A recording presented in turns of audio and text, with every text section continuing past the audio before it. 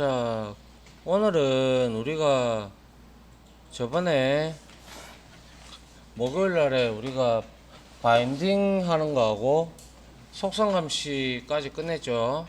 예. 자, 오늘부터는 이제 각종 컨트롤에 대해서 우리가 좀 알아보려고 합니다.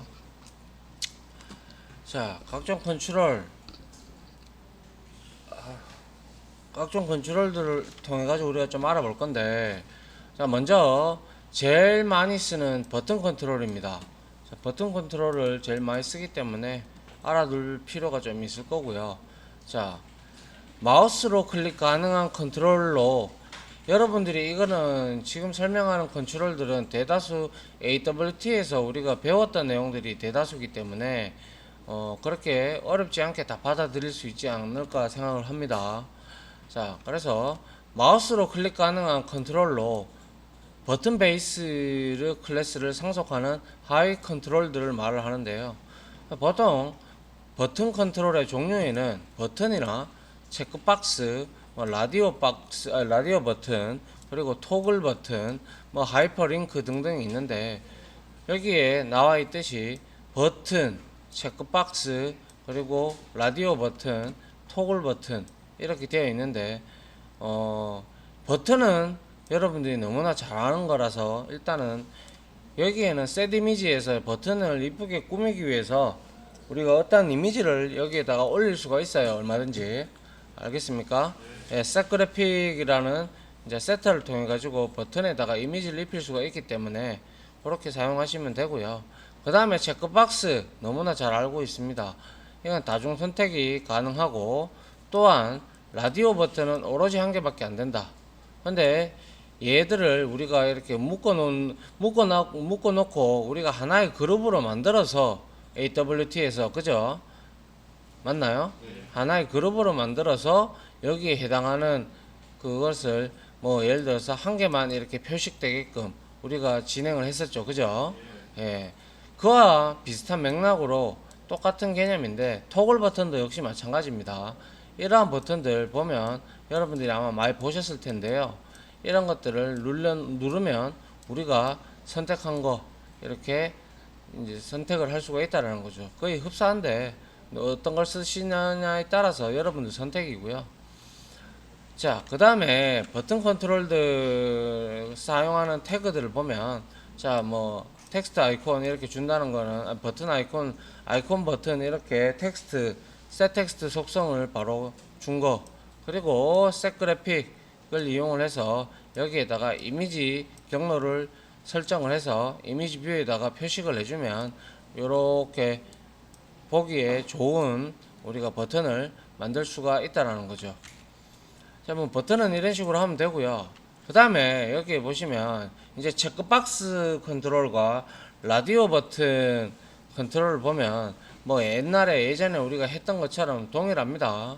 자, 그래서 체크박스 컨트롤 같은 경우는 이제 여러분들이 다 다중 선택이 되는 거는 다 똑같아요. 똑같은데 다만 여기서 여러분들한테 이용하는 것은 유저 데이터라는 값이 들어가 있어요.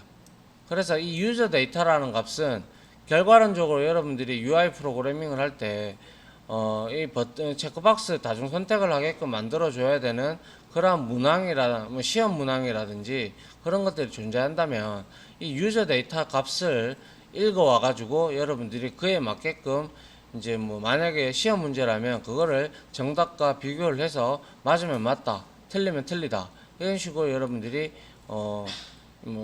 프로그래밍 코드를 짜시면 돼요. 알겠습니까?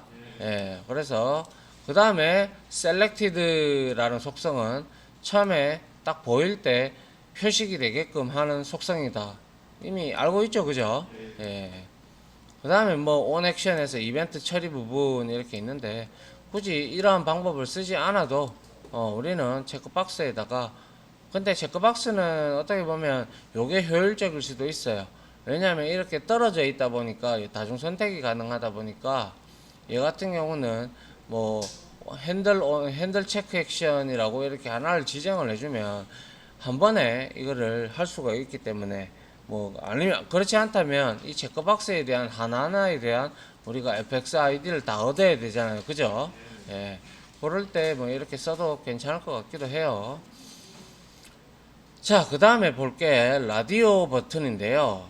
이게 똑같죠. 뭐 옆에서 말씀드렸다시피 보통 그룹을 만들어 가지고 하나만 선택되게끔 하는 컨트롤인데요. 자, 그룹 네임을 지정하는 게 바로 fx 태그를 이용을 해서 define이라는 속성을 정의하겠다, 객체를 정의하겠다 이런 뜻입니다. 그래서 토글 그룹을 하나 만들어 놓고요. 여기에다가 fx id를 그룹 네임으로 설정을 하면 이것들이 전부 다 그룹 네임에 우리가 이렇게 달러라는 표시가 참조하겠다라는 거잖아요. 그죠? 그래서 라디오 버튼을 이 뭡니까? 그룹 네임, 여러분들이 주는 그룹 네임으로 다 묶을 수가 있어요. 아시겠죠? 예, 묶어버리면 여기서 얘네들은 전부 다 그룹 네임에 소속되어 있는 라디오 버튼들이다라고 해서 오로지 하나만 선택되게끔 우리가 만들어 주시면 되고요. 아울러 이 토글 그룹에 이제 있는 그룹 네임을 가지고 속성 아이디를 가지고 우리가 selected toggle property라는 걸 얻어낼 수가 있어요.